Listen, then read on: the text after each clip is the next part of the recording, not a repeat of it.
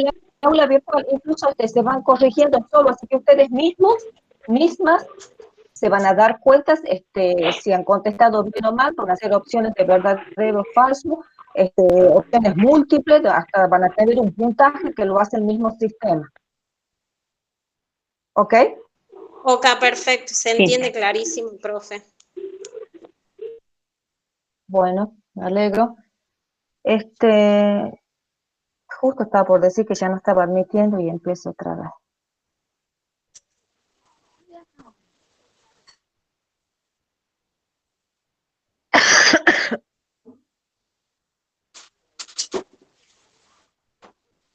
De alguno que haya leído o visto los videos, comentarios, pregunta, ¿algo no ha quedado claro?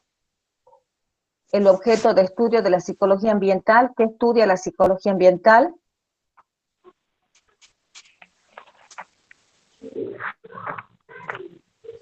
Sí, yo, profesora, estuve leyendo, no alcancé a ver lo que subió ahora usted, porque bueno, yo hago imprimir recién los viernes.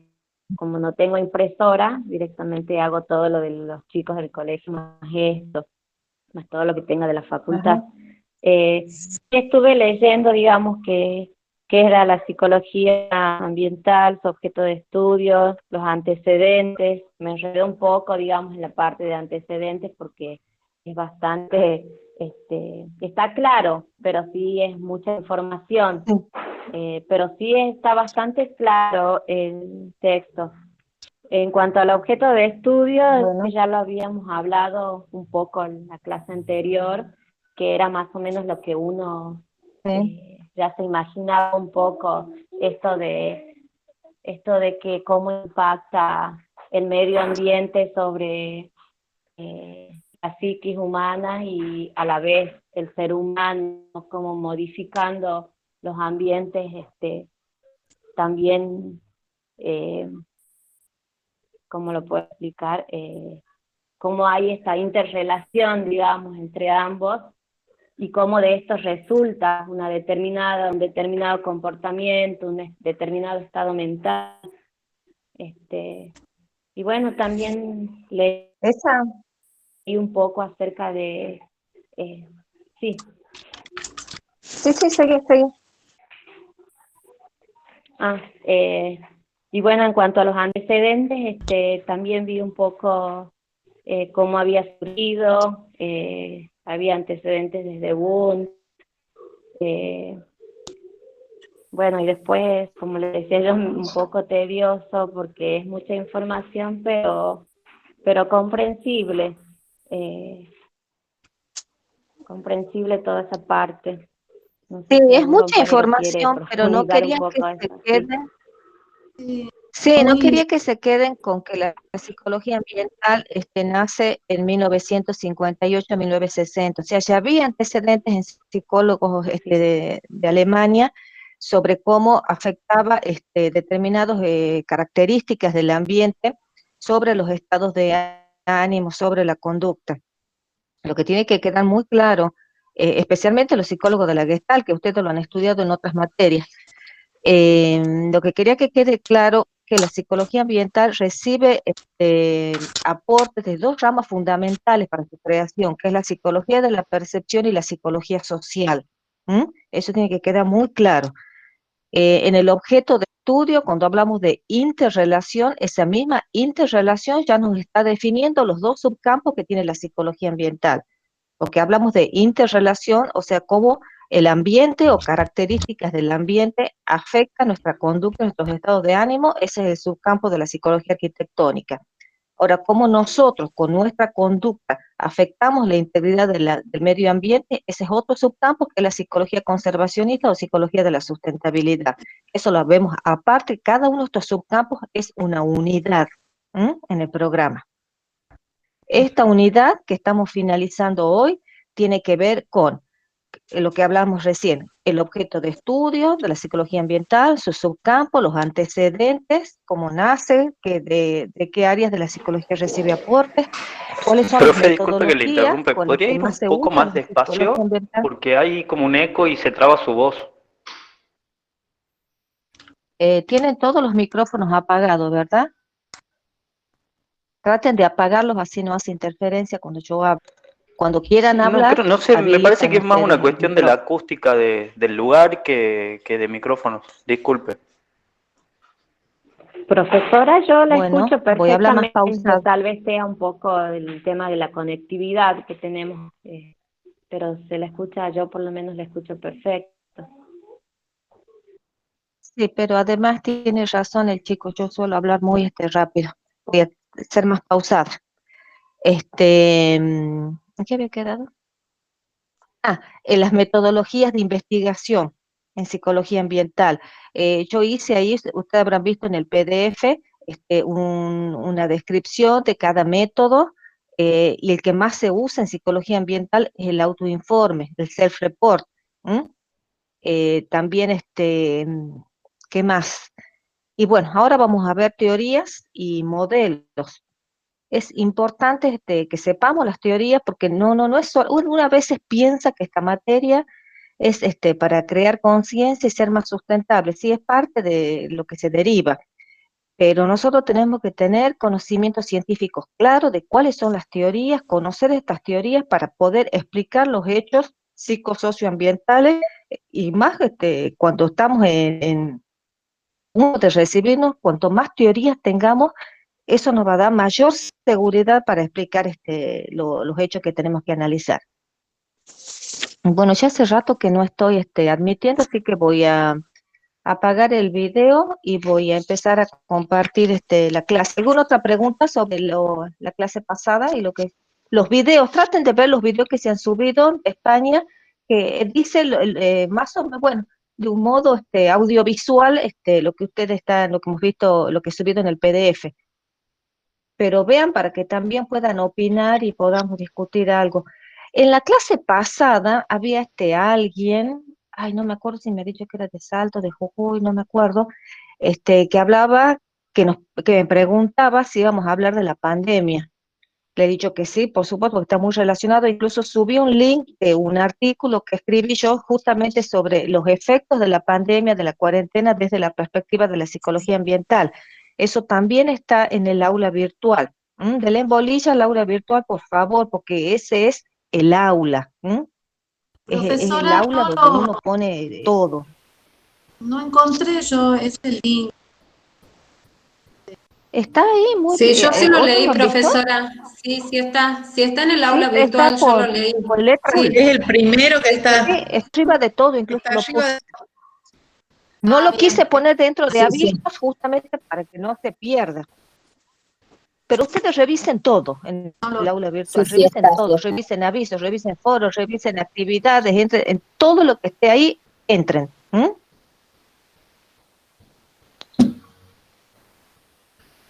¿Algo más? Profesora, quería hacerle una consulta. Ahí, en los textos que compartió, hay varias definiciones de psicología ambiental. Bueno, está de Holland, Polanski. ¿Alguna en particular deberíamos centrarnos?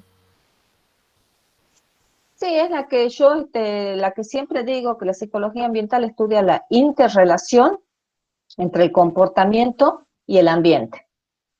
Y cuando digo interrelación, vuelvo a la cuestión de los subcampos, que la palabra interrelación ya me está definiendo el objeto de estudio de los dos subcampos de la psicología ambiental. ¿Vamos? Perfecto, gracias. De todos modos, las diferentes definiciones siempre al final como que dicen lo mismo, pero de diferentes modos. Hablan de transacciones, en vez de interrelación, algunas definiciones hablan de transacciones, otras directamente de relación. Otra cosa importante, las características de la psicología ambiental, que es multimetódica, que hace un abordaje holístico del comportamiento y el ambiente, o sea, que no toma el estímulo y la respuesta como otras áreas de la psicología, este, que la mayoría de los resultados de la investigación psicoambiental deriva en políticas. ¿Qué más? ¿Otra duda? Entiendo que es tedioso la parte de los antecedentes, pero es muy necesario Y para mí no es nada tedioso, yo lo veo súper interesante cómo se van relacionando los diferentes campos, campos de la psicología. Ven los aportes incluso de la psicología laboral, un montón de psicólogos que capaz que ustedes no sé, o no lo han escuchado nombrar nunca, o muy al pasar, entonces está bueno refrescar todos esos aportes, ¿ah?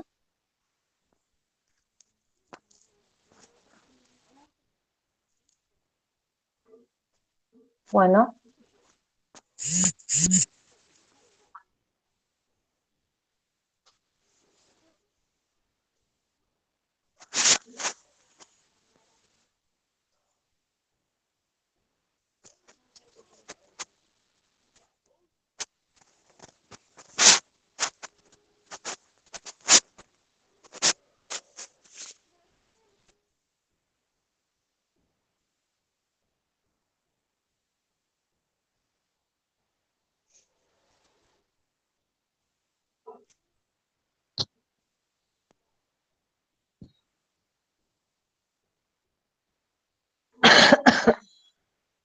¿Están viendo? ¿Están viendo la pantalla, chicos? Sí, profe.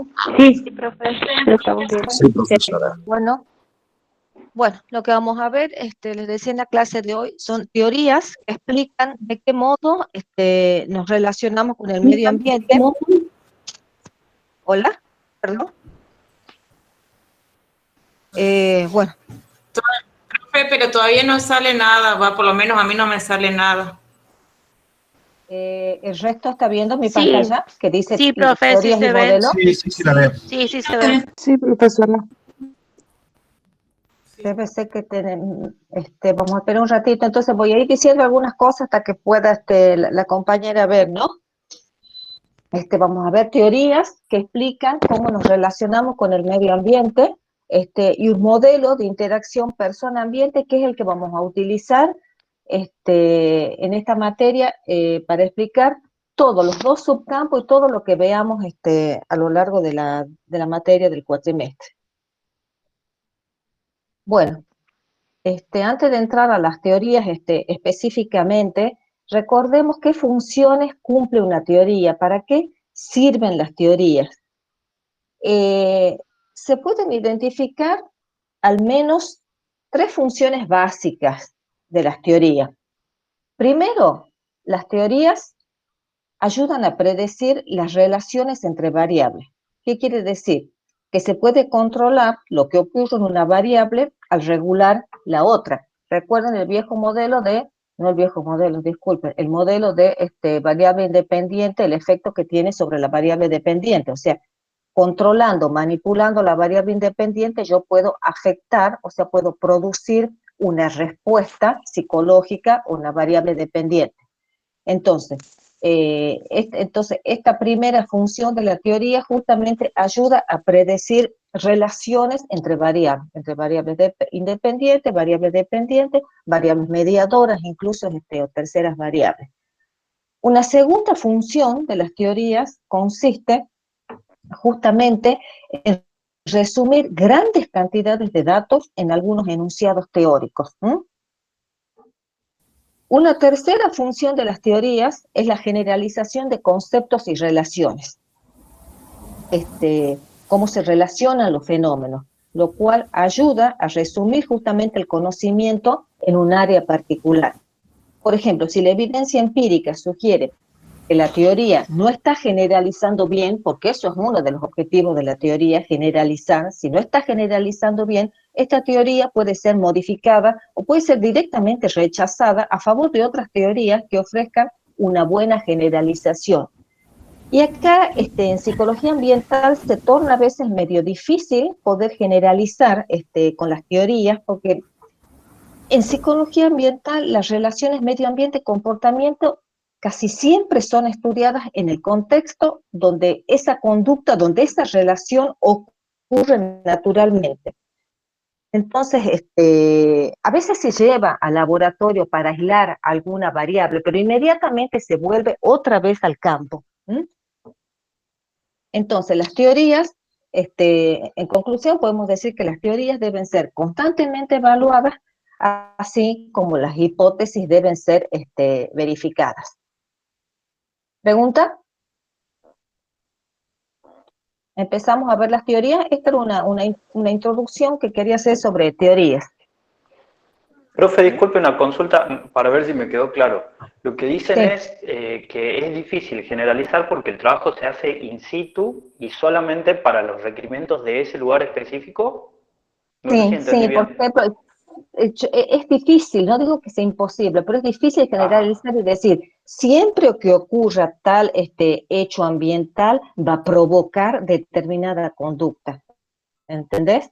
Qué sé yo, Perfecto. capaz que si hecho ambiental ocurre, ponele, no sé, un terremoto, digamos, capaz que no va a ser la misma reforma, que el terremoto tenga las mismas características en Chile que en Asia, capaz que la respuesta no va a ser tan predecible debido a otros factores, debido a terceras variables, como puede ser la cultura, ¿entendés? ¿Queda claro Perfecto, ahí? O gracias. sea que Sí, son clarísimo. difícilmente formalizables, digamos.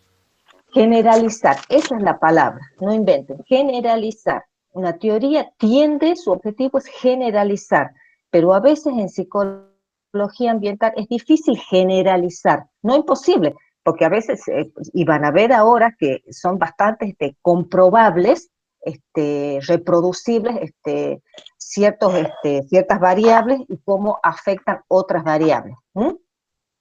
La palabra es difícil, no Profesora, imposible. Sí. claro, supongo que difícil se refiere a cuando eh, viene de algo que no se puede controlar como ser el medio ambiente, pero tal vez se vuelven más estables o reales cuando hablamos de un entorno más estático como sería, si ponemos a ver Es que en las realidad condiciones es difícil laborales, algo así. generalizar teorías en psicología, no solo en psicología Mm, ambiental, es difícil generalizar.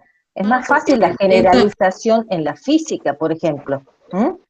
exacto, bien, Bueno, bien. seguimos. porque tiene que ver con la cuestión, decía, Es como en cuando decimos, relación, cada persona es un caso, hasta medicina. Pero por Profe, supuesto sería que nos entonces como el manejamos. enfoque clínico, digamos, caso a caso. Exactamente, o sea, como que podemos generalizar hasta cierto punto, pero no siempre va a ser la misma respuesta ante determinada. Puede haber variaciones, como digo, puede estar influenciada esa conducta diferente, por ejemplo, por la cultura, o por otras variables. Digo, empiezo con las teorías, ¿queda claro ahí? Bueno, una de las primeras teorías es la teoría de la activación, o arousal, que nos dice que un efecto de la exposición a la estimulación ambiental es el incremento de la activación, que se mide fisiológicamente justamente por la elevación de la actividad autónoma, como puede ser el aumento de las pulsaciones, la presión sanguínea, el ritmo respiratorio, la secreción de adrenalina. Eso se lo puede ver fisiológicamente, pero conductualmente lo podemos observar por el incremento, por ejemplo, de la actividad motora, o simplemente como un informe personal de la activación o de la excitabilidad. Desde una perspectiva específicamente neurofisiológica, consiste en una elevación de la actividad cerebral medida en el centro de activación del cerebro, que es la formación reticular en el tallo cerebral. Eso se lo mide fisiológicamente. Cuando se activa esta formación reticular, nos está indicando que el organismo tiene un alto nivel de activación. Las mediciones incluyen, como les he dicho, el pulso cardíaco, la presión sanguínea, la respiración, la vasoconstricción, la respuesta galvánica de la piel, o sea, la conductancia eléctrica de la piel cuando está transpirada, la reacción de la palma transpirada justamente a algunos químicos, la secreción urinaria, la actividad de las ondas cerebrales, el nivel de actividad física, la tensión muscular, la temperatura de la piel, escalas de autoinforme, de self-report. Bueno, todo este concepto, esta teoría se lo ha utilizado mucho para estudiar las influencias que tiene el medio ambiente en el comportamiento.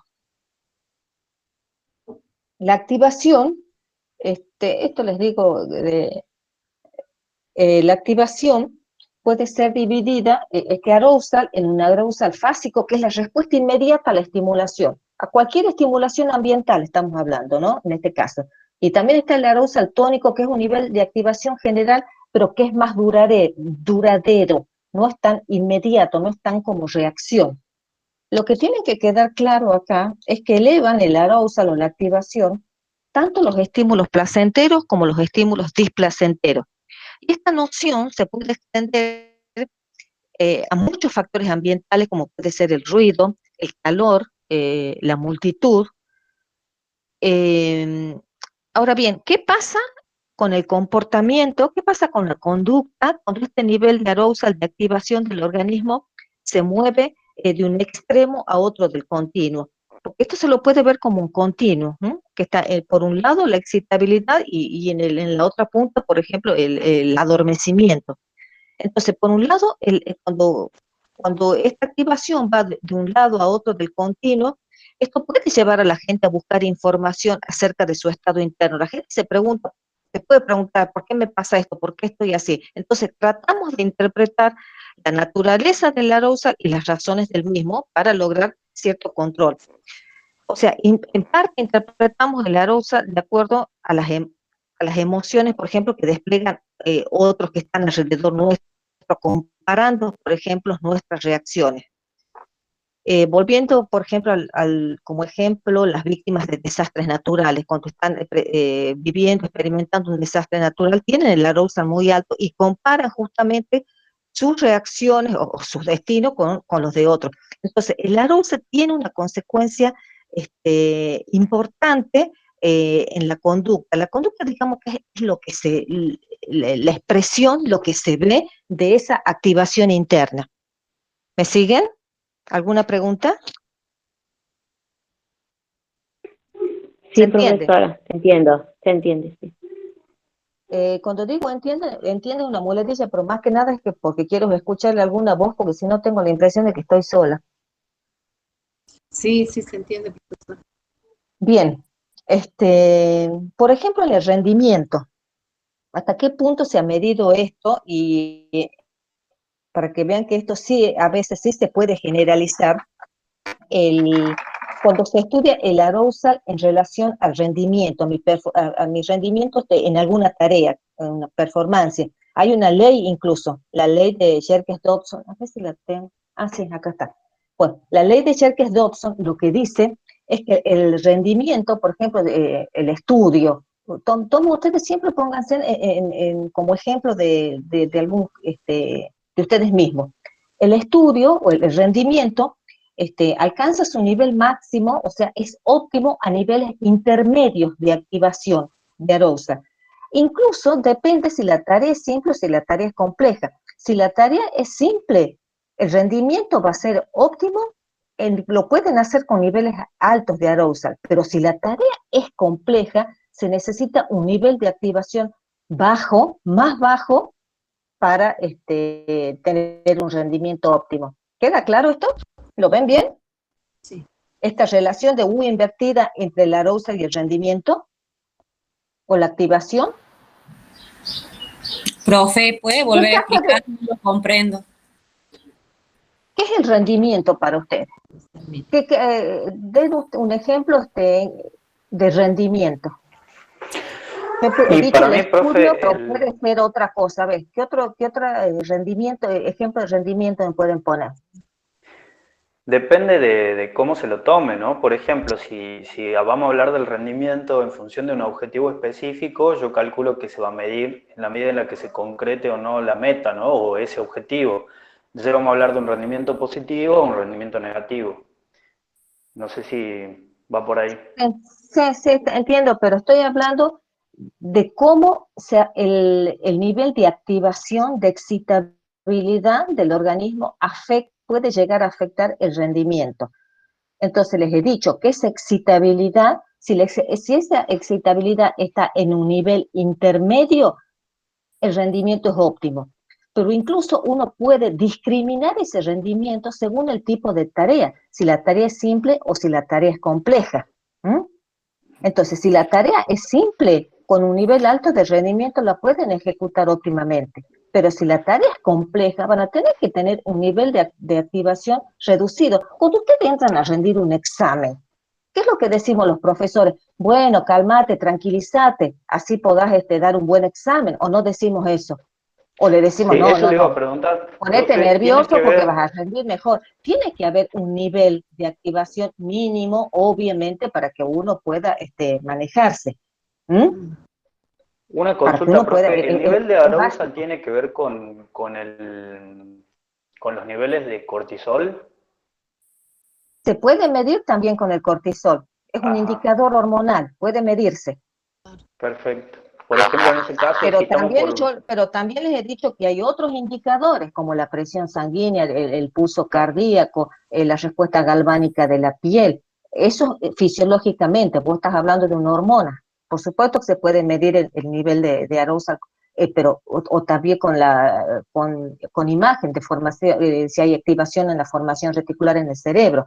Pero no nos vayamos tan ahí. O conductualmente, les he dicho, cuando uno ve por la actividad motora que despliega una persona, uno puede darse cuenta si está activado o no está activado, o si tiene un nivel de activación medio, máximo, mínimo. En la depresión, ¿qué pasa con la activación en la depresión? Está reducida. ¿Entienden? perfecto. Igual necesitamos un nivel de Sí, se entiende. estimulación, un nivel de activación mínimo para manejarnos, para comportarnos, para responder a la estimulación. ¿Queda claro? Miren, y si mira el Sí, profe, sí se rendimiento, entiende. si mira el rendimiento, hay un micrófono que está abierto que está haciendo un ruido horrible. Miren, traten, yo siempre en clase pongo un ejemplo muy burdo, pero que ayuda. Tomen como rendimiento, supongamos que ustedes sean costureros, costureras, y tienen que enhebrar una aguja. ¿Cómo lo van a hacer mejor? Si enhebran una aguja con un nivel de activación alto. Por supuesto que no le van a embocar nunca el hilo adentro del agujero ese. ¿Mm? Pero si el nivel de activación es bajo, es más probable que sí lo hagan. O que lo hagan más rápido, si están midiendo el rendimiento también en ese sentido. ¿Queda claro? Con ese ejemplo burdo, pero para mí no hay mejor ejemplo que el rendimiento en el estudio o cuando van a rendir un examen. ¿Sigo? Sí, Bien. sí, profesor. La otra teoría, todas estas son teorías, les decía, son teorías que nos ayudan a entender cómo nos relacionamos con el medio ambiente. O sea, que estas teorías nos dicen que el medio ambiente nos afecta y que nosotros reaccionamos. ¿Cómo y por qué esto ocurre? Es lo que varía entre las teorías. Y es lo que vamos a ver ahora, otra teoría. E incluso les digo, a veces un determinado hecho socioambiental, porque acuérdense que en psicología ambiental, cuando hablamos de ambiente, siempre es ambiente sociofísico, ¿no? No solamente el ambiente físico, sino es qué significado tiene ese ambiente para nosotros, qué relaciones, qué interacciones se dan en el mismo, cómo se comunican esas interacciones. Entonces, siempre en psicología ambiental, cuando hablamos de ambiente es ambiente sociofísico. Entonces, les decía que a veces determinado hecho psicosocioambiental o psicoambiental, como ustedes quieran llamar, puede ser explicado no solamente por una teoría, sino por una o más teorías. Estas teorías que estamos viendo no son mutuamente excluyentes entre ellos para explicar determinados fenómenos. Bien, veamos otra teoría, que es la teoría de la carga ambiental. Esta teoría se deriva de trabajo sobre atención y procesamiento de la información y puede ser descrita en 4 pasos, en 4 partes. Una es que los seres humanos tenemos una limitada capacidad para procesar los estímulos que llegan y solamente podemos emplear un limitado esfuerzo para atender los impulsos uno a la vez. Infinidad de estímulos nos están llegando al mismo tiempo. pero colapsaríamos si prestásemos atención, si pudiésemos responder, si respondiésemos a todos, porque nuestra capacidad es limitada. Entonces, cuando la cantidad de información proveniente del ambiente excede, y acá estoy en el punto B, excede la capacidad del individuo para procesar todo lo que es relevante, ocurre lo que se llama la sobrecarga de información. La reacción normal a la sobrecarga es un tipo, es un tipo que se llama visión túnel, en el cual se ignora, simplemente se ignora aquellos estímulos, aquellos impulsos que son menos relevantes y prestamos atención a aquellos que son relevantes a la tarea a la que estamos dedicados. Por ejemplo, ahora ustedes están escuchando mi voz. Seguramente les están llegando un montón de información, un montón de estímulos, pero los están desatendiendo porque en este momento no es relevante para ustedes eso. En este momento es relevante que escuchen esta clase. ¿Vamos? El otro punto, la tercera parte de esta teoría dice que cuando un estímulo requiere alguna clase de respuesta adaptativa, o cuando un individuo piensa, cuando una persona piensa que tal estímulo ocurrirá, el significado del estímulo es evaluado por un proceso de monitoreo y se toma una decisión acerca de cuál respuesta de control adoptar. Esto está muy relacionado con la teoría del estrés. Así, cuanto más intenso, cuanto más impredecible, cuanto más incontrolable es el estímulo, mayor será su significado adaptativo, mayor será su desafío adaptativo y más atención se le va a prestar. ¿Queda claro? Sí, profesora. Bien. El último punto dice que la cantidad de atención disponible a una persona no es constante y puede ser temporariamente agotada después de demandas prolongadas. A veces cuando están estudiando mucho, o sea, la demanda es constante, o sea, ustedes en ese momento quisieran estar atendiendo otros estímulos, pero tienen que dedicarse a eso. Bueno, la atención también a veces se agota. Hay una respuesta conductual a la sobrecarga, que es lo que les decía. Se le presta mayor atención, les decía, a los estímulos relevantes a la tarea del momento y los menos importantes son ignorados. Por ejemplo, los que viven en ciudades son forzados a desarrollar una actitud de distancia social para atender su funcionamiento cotidiano, por ejemplo, comparado con gente que vive en el campo.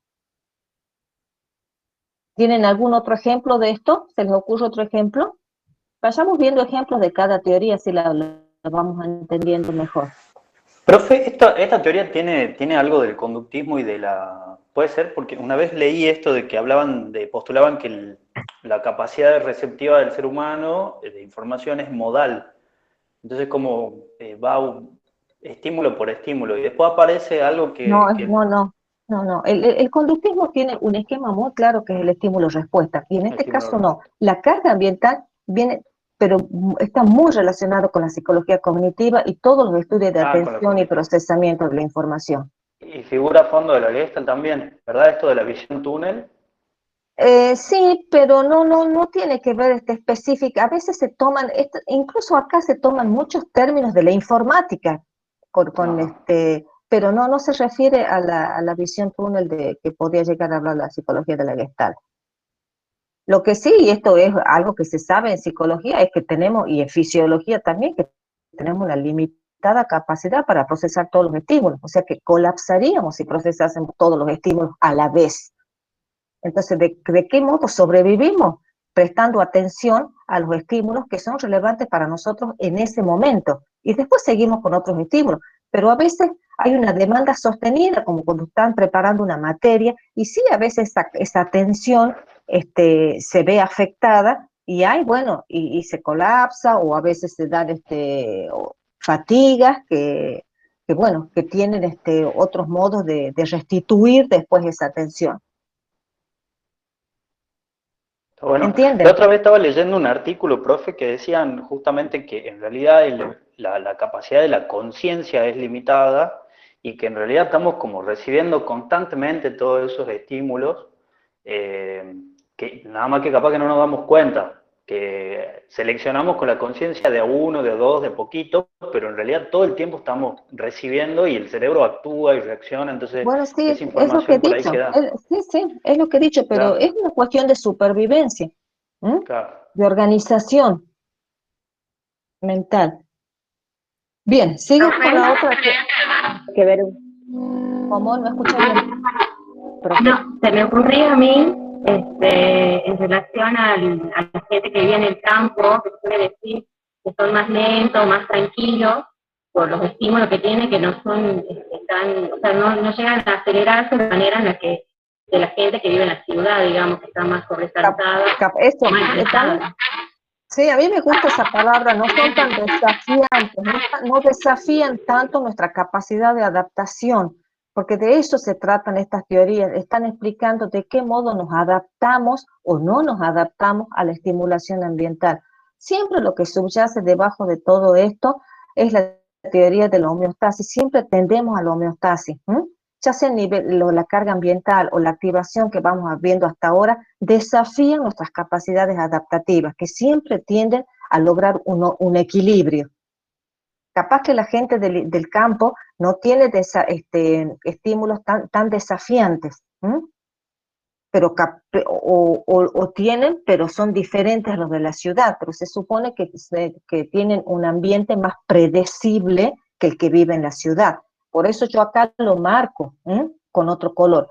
Cuanto más intenso, impredecible o incontrolable es el estímulo, mayor desafío adaptativo y mayor atención nos va a exigir. ¿Queda claro? Bien, profe. Sí, gracias. Bueno, sigamos con la otra teoría, la teoría de la subestimulación.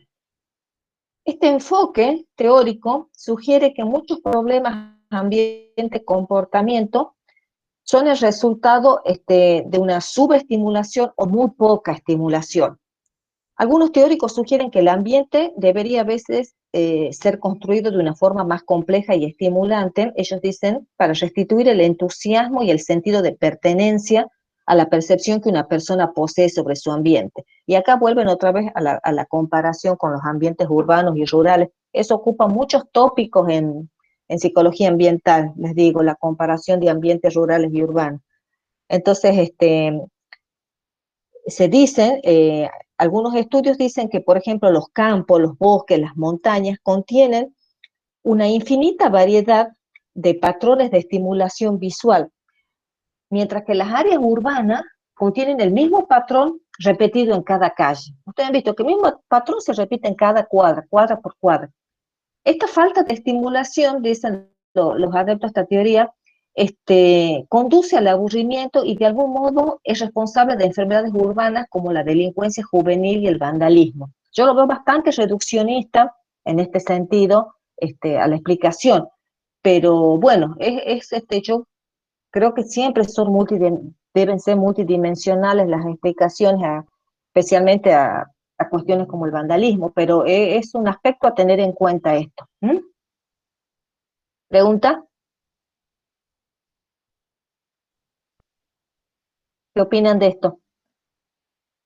De esta comparación entre ambientes rurales y urbanos. ¿Por qué a veces los que vivimos en ciudades, necesitamos ir al campo? Aparte de otras cuestiones otros conceptos teóricos que vamos a ver en la otra clase. Porque también necesitamos a veces descansar de una estimulación visual que es igual que se repite en la ciudad. En el campo hay más variaciones, ¿verdad? En color, en formas, en contenido. En sonido también, profesora, ¿no es En cierto? sonido. Sí, yo estoy Porque, hablando mucho de la estimulación visual, pero en sonido, claro, en olfato más también. que compararlo por ahí con vivir en el campo y en la playa, por ahí uno lo compara con el tema de las vacaciones, lo que uno añora las vacaciones, esa relajación que te produce el sonido del mar, el tacto el contacto con la arena. Sí, y también el olfato, o sea, todos los sentidos se ven afectados de forma diferente según el ambiente en el que estamos, y eso repercute en la salud mental también. Eso es lo que yo quiero que les quede claro. ¿Por qué estudiamos? ¿Por qué a la psicología le interesa estudiar el ambiente? Porque afecta nuestra conducta y afecta nuestros estados de ánimo. La misma subjetividad se ha construido en esa relación con el ambiente, no es la subjetividad construida en el éter. ¿Queda claro? Sí. Sí, profe, queda claro. Sí, sí, queda claro. Bueno, cuando yo me estoy dando cuenta que uso mucho la palabra adaptación, y cuando digo adaptación, adaptación se refiere a cambiar la respuesta hacia los estímulos. O sea, yo me adapto al estímulo. O sea, cada vez es menos la exigencia que me provoca, que me produce. Queda claro eso, ¿no? Entonces, esta teoría, que es la teoría de la adaptación o teoría de la estimulación óptima, lo que esta teoría propone es un nivel de estimulación intermedio entre los enfoques del arousal o la activación por un lado y la sobrecarga, y por otro lado la subestimulación. Entonces, esta se ubicaría en el justo medio entre estas dos propuestas. Y lo que sostiene la teoría esta de la estimulación óptima es que usualmente uno prefiere un nivel óptimo de estimulación, pongamos en temperatura, en ruido o en aspectos sociales como puede ser la soledad, o en densidad de población, en la percepción de hacinamiento, por ejemplo. Entonces, demasiada o muy poca estimulación sensorial, como hemos dicho recién, de estimulación social o de estimulación motora es no deseada. Cuando va de demasiada a muy poca, es no deseada. Entonces, siempre uno está tendiendo a un nivel de estimulación intermedio u óptimo, similar a lo que hemos visto cuando hemos visto el gráfico de la ley de Yerkes-Dodson para el arousal y el rendimiento, ¿se acuerdan? Entonces, cada persona posee su nivel óptimo de estimulación basado en la experiencia pasada. No es lo mismo, qué sé yo, la temperatura que me gusta a mí, a que le gusta el otro, aunque hay cierto consenso, porque para eso justamente hay ciertas normas donde se dice, uno puede trabajar óptimamente con 23 grados de temperatura, grados centígrados de temperatura ambiente, qué sé yo, con una temperatura menor de 13 grados, se hace difícil la discriminación táctil. O sea, hay consenso de mayoría con el que se han desarrollado las normas, pero sí tienen que también tener en cuenta que cada persona es diferente, que cada persona posee su nivel óptimo de estimulación basado en su experiencia pasada. Entonces, por ejemplo, los tibetanos viven confortablemente en altitudes con muy poco oxígeno, y para muchos de nosotros sería difícil mantenernos conscientes en ese nivel de altitud. O volvamos otra vez a la gente de la ciudad, que tiene mayor nivel de tolerancia a la multitud, pero tiene menor tolerancia a la soledad, por ejemplo, que los que viven en las áreas rurales. ¿Queda claro? Entonces, la adaptación significa cambiar las respuestas a los estímulos, y también se la suele diferenciar del ajuste. En el ajuste actuamos directamente sobre el estímulo. Por ejemplo, ponemos aire acondicionado o usamos otro tipo de ropa. ¿Queda claro esto?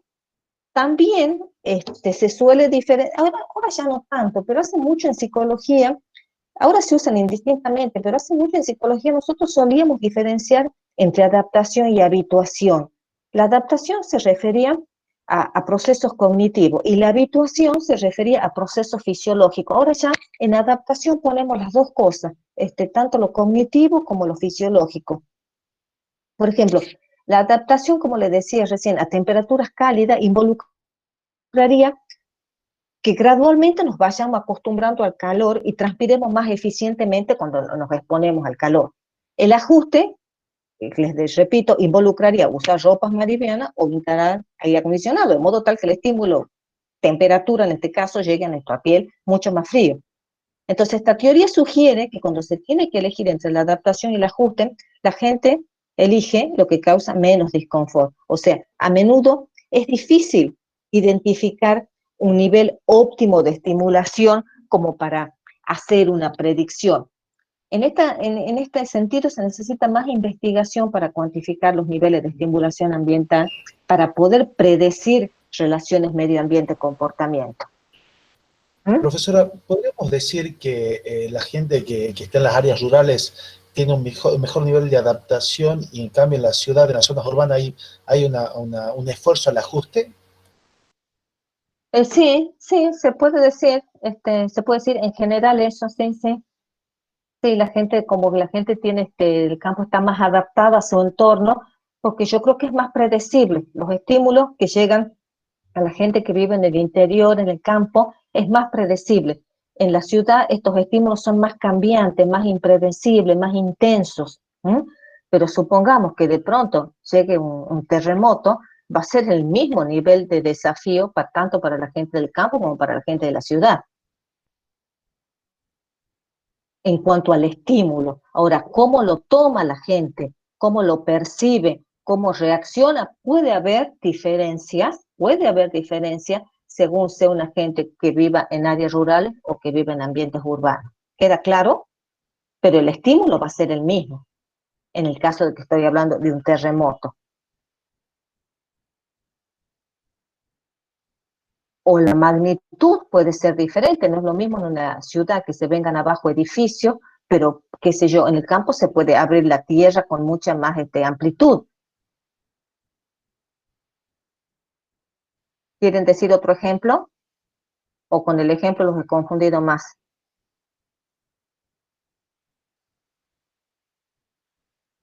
¿Hola? No, para mí está Profe, claro, gracias. Lo que acá profesora, yo sí, lo estaba pensando en relación, por ejemplo, a la pandemia. Por ahí ajá, la gente del campo, yo tengo familia allá y tengo conocimiento de que a ellos, como esto del hecho del barbijo o de utilizar el alcohol en gel o el lavado de manos, fue, o sea, como que tardó mucho las personas del lugar en adaptarse. Entonces, tal vez en relación a nosotros acá en la ciudad, y lo pensaba si se puede ver desde ese ejemplo también. y sí, porque vos fíjate que la distancia social, la distancia física, perdón, no social, la distancia física Ujú. en los ambientes rurales es mucho más amplia que en la ciudad. O sea, a nosotros hemos, Claro, de hemos hecho, tenido cierta premura, mayor exigencia, porque estamos más cerca de las personas, o sea, vivimos más gente en un espacio, en determinado espacio. Pero yo creo que va a depender del estímulo y de cuánto estamos expuestos, tanto sea un terremoto, como usted decía, no es lo mismo presenciar la caída de edificio o de estar más expuesto en cuanto a la pandemia con mayor cantidad de gente que vivir en el campo. Yo creo que sí depende también del tipo de estímulo, cómo se produce la adaptación. Sí, pero puede haber diferencias en la reacción, ¿no? Porque esto se ha estudiado mucho, no me acuerdo precisamente de terremotos, pero se ha estudiado muchas variables ambientales, eh, muchas respuestas psicológicas, conductuales, comparando gente que vive en ambientes rurales y en ambientes urbanos. Lo que acá tiene que quedar claro en el nivel de estimulación óptima es que cada persona va a reaccionar diferente porque tenemos diferentes niveles de estimulación que consideramos óptimo, y esto está basado en nuestra experiencia pasada, que no es la misma para todos. Podemos compartir ciertas cuestiones que en base a eso se han desarrollado las normas, pero hay variaciones, lo que se llaman diferencias individuales. ¿Mm? Sigo. Profesora, Sí.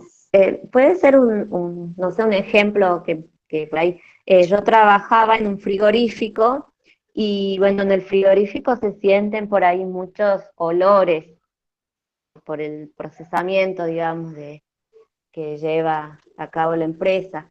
Y por ejemplo, cuando empiezo a trabajar, sí, para mí era intolerable el olor que se sentía. Después ya ni lo sentía, y cuando iban mis hijos de vez en cuando, me decían, mamá, qué olor, ¿cómo soportás?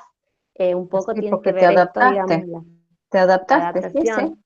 sí, sí, sí, sí, sí, claro. Bien.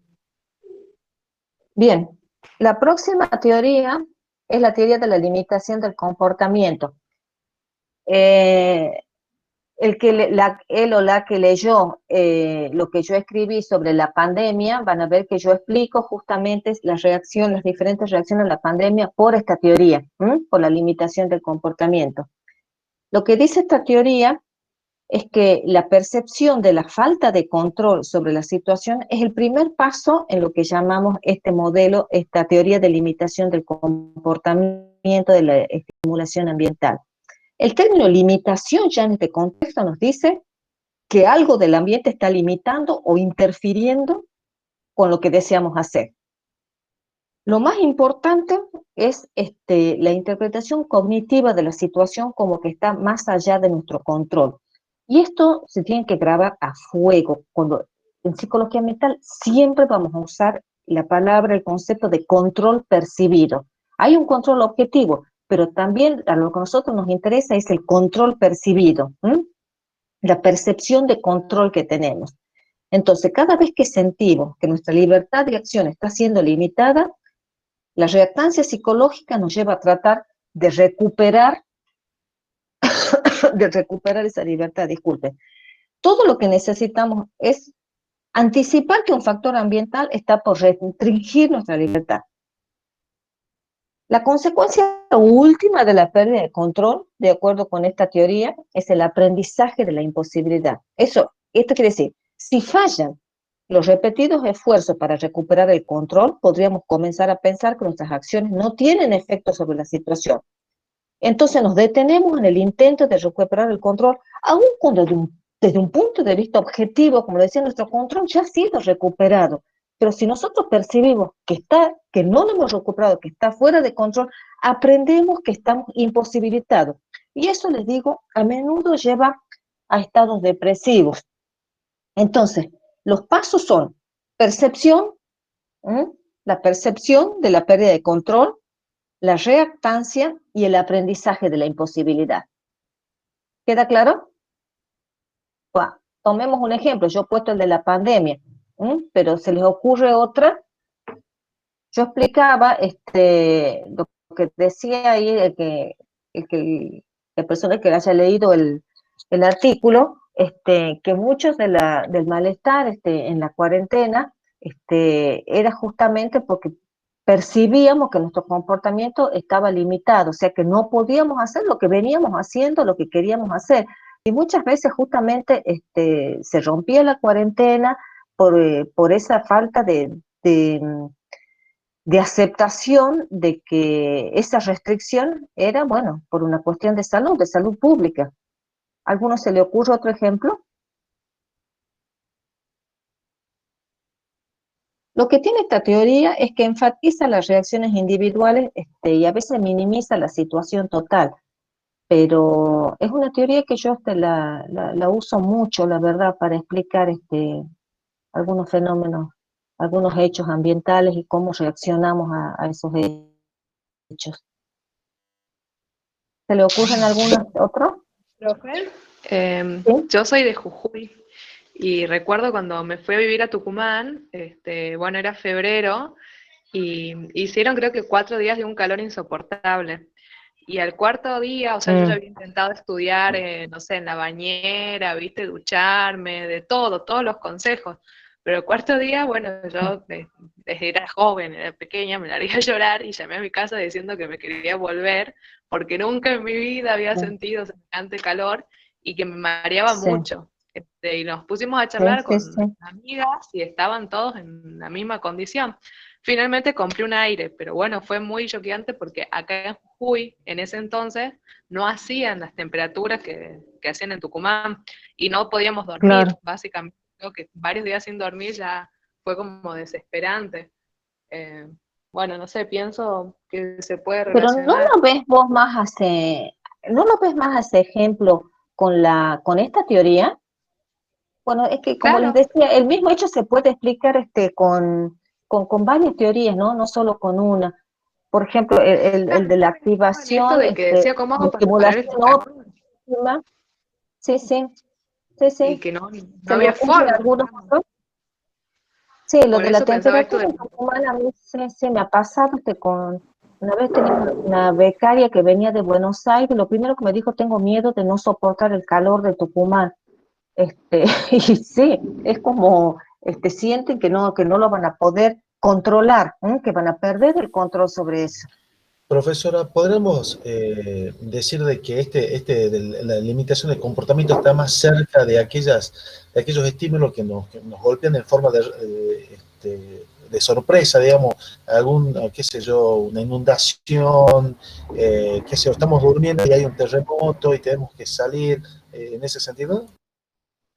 Sí, pero tampoco vayan a catástrofes así tan agudas, ¿no? Yo la otra vez, cuando explicaba esta teoría en el posgrado, les contaba que una vez en la esquina de mi casa se abrió una cloaca y la verdad que, bueno, hubo una reactancia psicológica impresionante con cartas al azar, eso en lo conductual, en lo psicológico, la verdad, mucho malestar, mucha irritabilidad, aparte del miedo real a contagiar, porque es un vector de muchas enfermedades.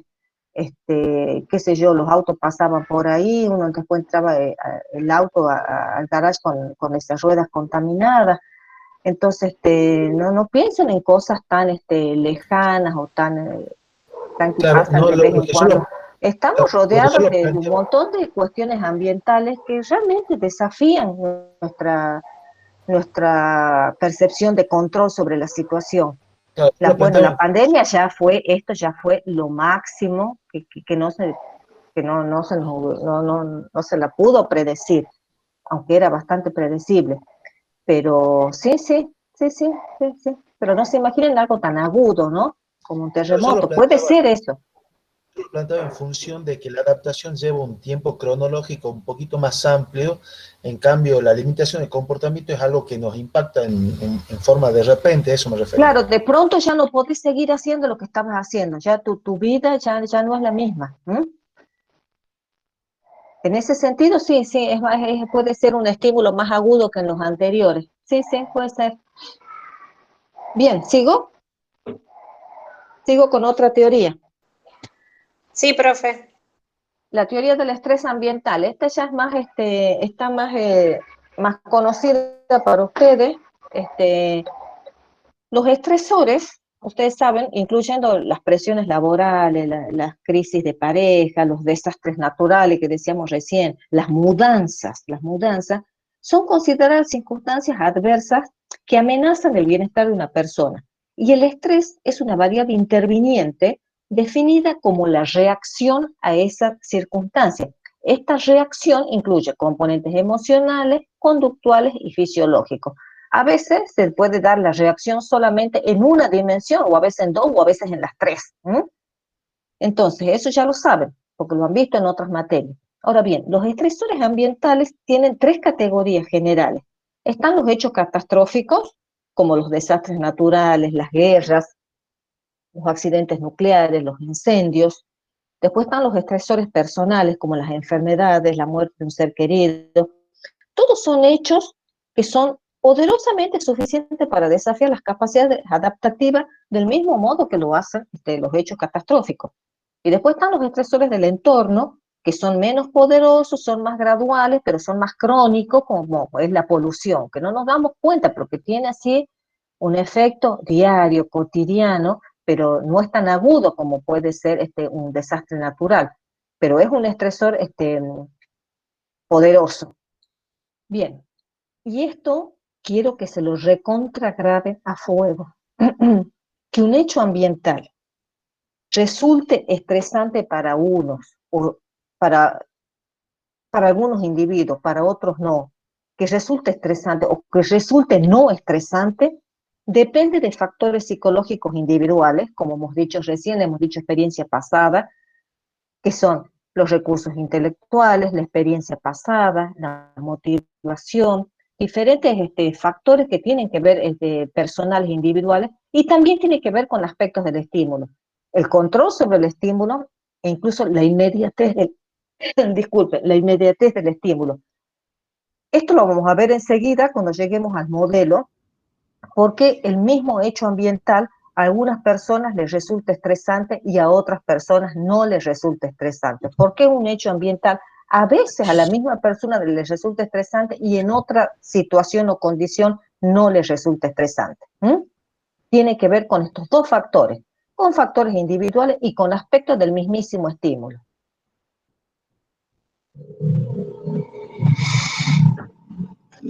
Bien. Esto lo vamos a retomar enseguida cuando veamos el modelo, ¿no? Recuérdenlo. Bien. La otra teoría es la psicología ecológica de Barker. Si ustedes han leído los antecedentes de la psicología ambiental, ahí hablo bastante de Roger Barker, que fue un discípulo, el discípulo más importante que tuvo Kurt Lewin. Lo que dice Barker es que la influencia, que el enfoque de la teoría de Barker reside en la influencia del escenario o set conductual. Para él, el ambiente es un escenario del comportamiento y él le llama set conductual.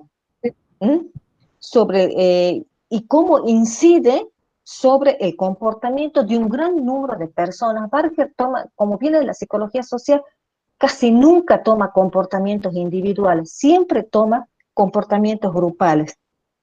Entonces, él dice, él lo cataloga como el patrón conductual extraindividuo, cuando habla de estos comportamientos grupales. Entonces, dice que el escenario conductual es una entidad en sí misma y que consiste en la interdependencia entre patrones de comportamiento y ambiente físico.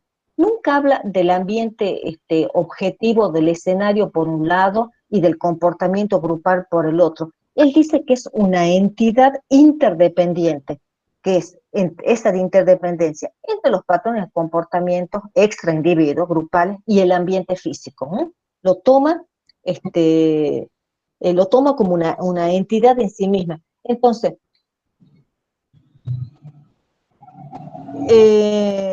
a ver, un ejemplo, una cantidad de comportamientos pueden ocurrir, les decía, en una estructura de 4 paredes, un techo y un piso. Pero si nosotros sabemos cuál es el propósito cultural de esa estructura, que puede ser un aula, entonces sabemos que el comportamiento de la gente en esa estructura va a ser muy diferente si tiene el propósito cultural de una iglesia o una fábrica. Entonces, este propósito cultural existe porque el escenario conductual consiste en la interdependencia justamente entre los patrones de comportamiento y el medio físico. ¿Entienden? ¿Se acuerdan de psicología social? ¿Se acuerdan de Kurt Lewin? Sí, profe. ¿Queda claro entonces esto? Que no se toma para Barker, para la psicología ecológica de Barker, no va por un lado el ambiente y por otro lado el comportamiento grupal. Para él es una interdependencia, es una entidad, una sola entidad, el patrón de comportamiento y el ambiente físico. ¿Sí? Sí, profe. Bueno, Sí, queda claro. voy a dar la última teoría. Vamos a ver después otras teorías, pero para explicar la relación ambiente-comportamiento, doy esta última teoría que no le he dado en años anteriores, y la voy a dar ahora, le doy en el posgrado, y me parece interesante que la vean en el grado también, que es la teoría del apego al lugar, que tiene que ver con lo emocional. Esta teoría habla del apego emocional a un lugar, y refiere a una respuesta de transacción entre el ser humano y su hábitat, es el entorno que lo rodea, y representa un grupo de lazos afectivos positivos o asociaciones entre individuos, grupos, comunidades y sus entornos cotidianos. Estos lazos, bueno, yo he dicho positivos, pero a veces pueden ser ambivalentes o incluso negativos. A veces uno dice, esta gente que todos los años, saben, a la misma época se inunda y pasa la inundación y vuelven otra vez a ese lugar. Yo lo he visto mucho, tengo parientes en Corrientes, y he visto, siempre escucho esa frase, y vuelven otra vez al lado del río. Bueno, hay una conexión emocional a veces con los lugares que justamente la explica la teoría del apego al lugar. Esta teoría incluso habla de 3 dimensiones del apego. Hablan de un apego social, de un aspecto físico del lugar, cuando uno hace hincapié en el aspecto físico del lugar, y después la dimensión socioafectiva. Acuérdense que siempre en psicología ambiental hablamos de ambiente sociofísico. Entonces a veces uno no puede hacer hincapié solamente en lo físico. Bueno, yo me apego al lugar porque es bello este lugar. Bueno, sí, es un factor importante de apego, o solo en lo social, porque, qué sé yo, me gustan los vecinos o tengo toda mi familia ahí. A veces la dimensión sociofísica explica Incluso los lazos emocionales con los lugares también han sido abordados en su relación con procesos cognitivos y con procesos conductuales o con otros constructos del campo de la psicología ambiental o de la psicología social. Ustedes seguramente han escuchado hablar de identidad con el lugar, identificación con la comunidad, sentido de pertenencia, sentido de comunidad. Entonces se ha propuesto incluso considerar el sentido del lugar como un concepto general, que incluye la dimensión cognitiva, que sería la identidad con el lugar, la dimensión afectiva, que es el apego al lugar, y la dimensión conductual, que es la dependencia con el lugar. Pero siempre que hablamos de apego al lugar, hacemos hincapié más que nada en la dimensión afectiva emocional. ¿Queda claro? Sí, profe. Sí, profe. Bueno. Queda claro. Bueno, terminamos con las teorías y quiero llegar al modelo que vamos a usar en esta materia para explicar nuestra relación con el ambiente. Así como les he dado una explicación de qué es una teoría, los modelos son representaciones teóricas de cómo un fenómeno se explica por un grupo de variables. Y esta definición quiero que la aprendan. ¿Qué es lo que nos dice este modelo que vamos a ver, que es el modelo de Richard Kuehler, que lo desarrolló en el año 91?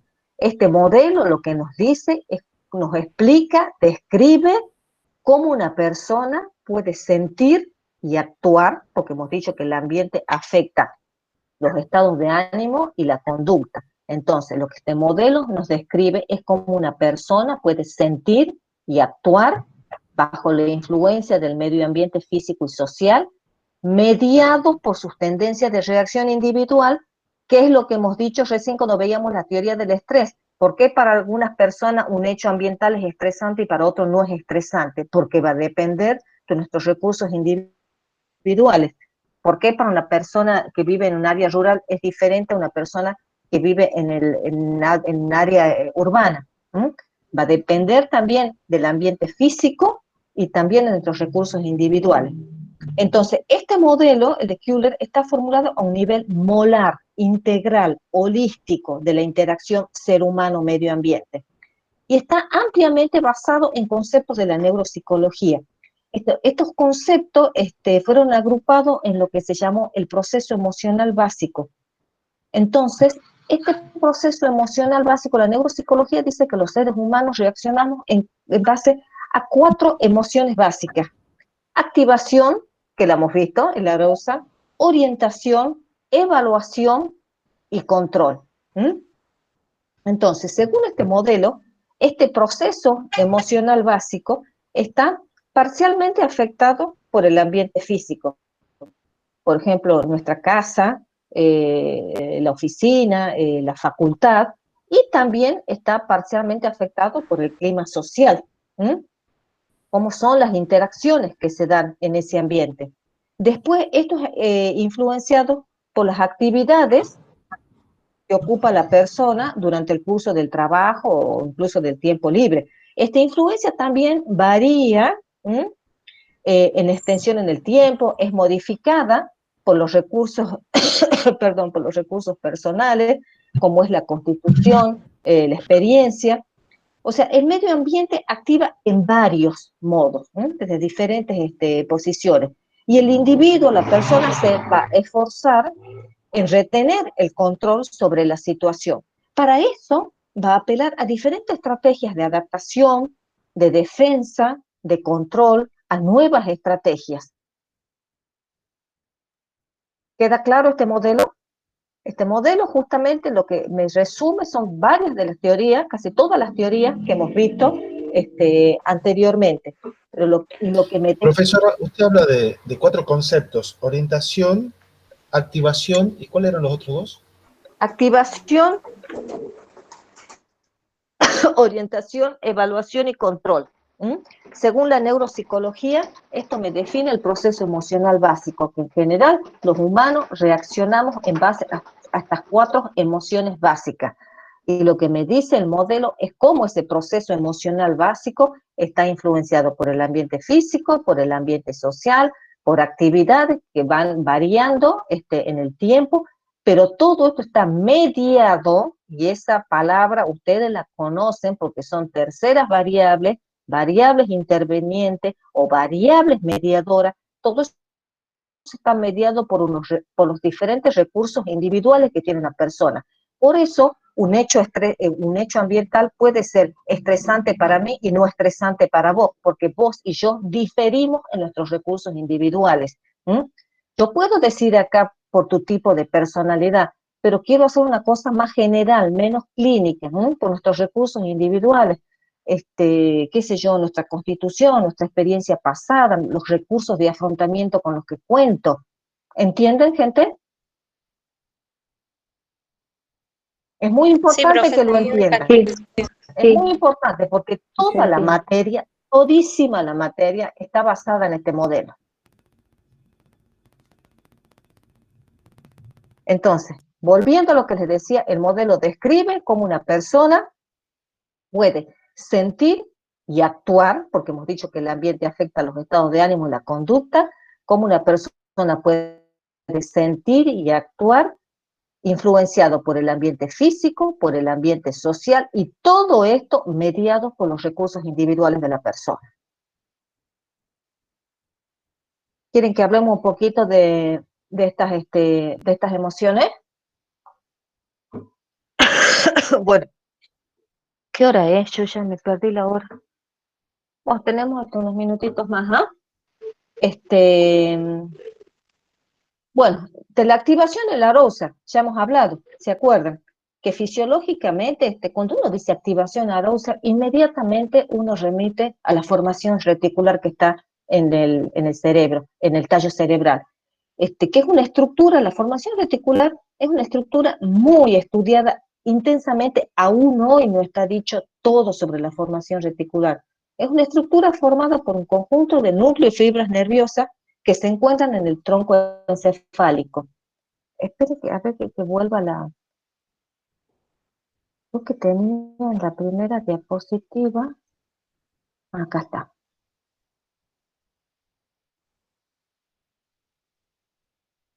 ¿Se acuerdan? Acá, en el tronco encefálico está ubicada la formación reticular. Entonces, un cierto grado de activación reticular, yo les decía, es precondición para cada forma de experiencia y comportamiento. O sea, necesitamos un nivel de activación mínimo. Necesitamos un nivel de activación mínimo, porque eso juega un rol importante en los procesos metabólicos, en el reflejo de orientación, en la actividad mental, intencional, en la conciencia. Entonces, la activación reticular ocurre no solo a través de impulsos externos, no solo a través de impulsos externos ambientales. A veces tenemos actividad en respuesta a estimulación interna. Espere que vaya pasando porque si cambio, ¿la han visto la diapositiva, no? ¿O se demoraba en ponerse? Sí, se la vio. Bueno, voy a pasar rápido porque si salgo. Bueno, eso para refrescar lo de activación y arousal, pero acuérdense que conductualmente nosotros también podemos estimar, inferir, observar si una persona tiene un alto nivel de activación, un bajo nivel de activación o medio, simplemente mirando el nivel de actividad motora que tiene esa persona, el temblor en el cuerpo, el movimiento del cuerpo. ¿Queda clara? Después está la otra emoción, que es la orientación, que también a veces se la relaciona, les digo, con la atención. No me quiero meter mucho en esto, pero están muy relacionadas. Este concepto está definido como la concentración de pensamiento en un objeto o como la observación o escucha cuidadosa, que tendría que ver más con la orientación. Entonces, cualquier cambio en el ambiente es probable que atraiga la atención de una persona. Entonces la persona va a volver los ojos, va a volver la cabeza o va a girar el cuerpo hacia esa fuente de estimulación. Por eso se relaciona, está relacionada la orientación con la atención. A mí no me gusta hacer esa dualidad, porque es como que te da una dualidad cognitiva conductual. Por ejemplo, que la atención es lo cognitivo y la orientación es lo conductual, porque para mí esto es un proceso unificado. Cuando la atención mental está dirigida hacia el entorno inmediato, va a ir acompañada más o menos automáticamente por una reacción de orientación, incluso por una aproximación física. ¿Queda claro esto? Sí. Bien. Sí, sí. Después está la recompensa, eso ya lo hemos visto mucho, el cerebro tiene este mecanismo de recompensa-aversión. Me acerco, me alejo, es un constructo neuropsicológico que es la base misma de las evaluaciones humanas en general. Entonces, siempre es imperativo incluirlo en un modelo de evaluación ambiental. Ninguna cuestión humana está completamente libre de reacciones de recompensa y aversión a la estimulación externa. Si me gusta, me acerco, si no me gusta, me alejo, ¿no? Eso es recompensa y aversión. Me gusta, no me gusta en los procesos evaluativos. Y después, bueno, la súper, hiper conocida, que es el control y el afrontamiento. Eso ya ustedes lo han visto en otras materias, pero acá en psicología ambiental lo usamos mucho. El afrontamiento es un factor interviniente esencial para la regulación de los estados emocionales. Y en reacción al ambiente, en términos fisiológicos, volvemos, es el retorno del sistema nervioso a las condiciones normales. Por ejemplo, volvemos la disminución de la arousal después de una fuerte excitabilidad. Volvemos al equilibrio, tendemos a la homeostasis. Para las personas, el principal propósito del afrontamiento es obtener control sobre la situación.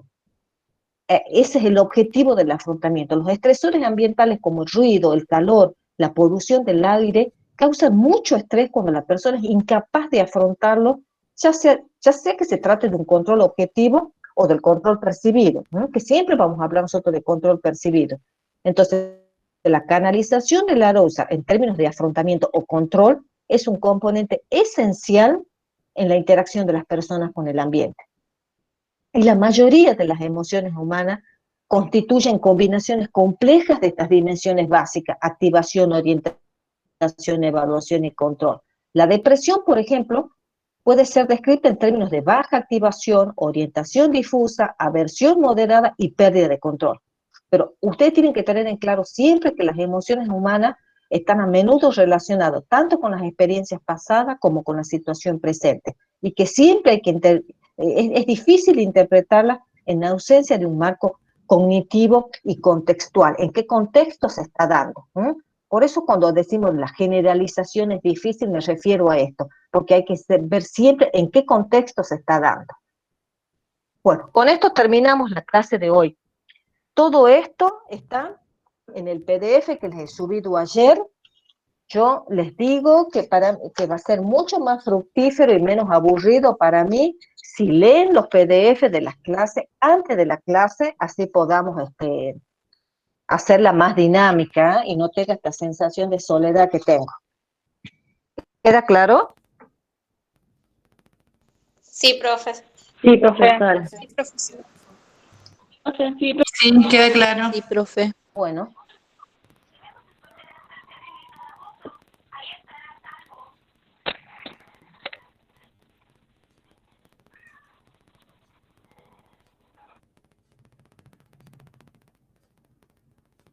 Bien. Preguntas.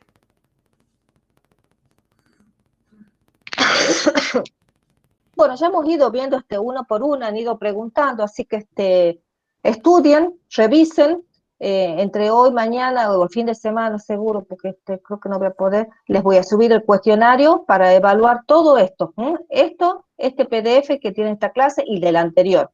Así el próximo miércoles ya podemos empezar con el subcampo de psicología de la sustentabilidad, psicología conservacionista. Pero quiero ver qué han entendido de esta clase y de la anterior. Tienen igual, acuérdense, el aviso, eso funciona como foro, ¿no? Pueden hacer preguntas también ahí. Pero a mí me gusta más cuando hacen preguntas acá en la clase porque es más dinámico, digamos. ¿Listo? Sí, profe. Sí, profe, muchas gracias. Gracias Sí, profesora. a ustedes. Nos vemos Muy el bien. próximo miércoles. Muchas Gracias. gracias, Adiós. profesora. Hasta el próximo. Muchas gracias. Chao, chao. Gracias. Chao. Chao, profe. Muchas gracias. Chao. Nos vemos, Profe. profe.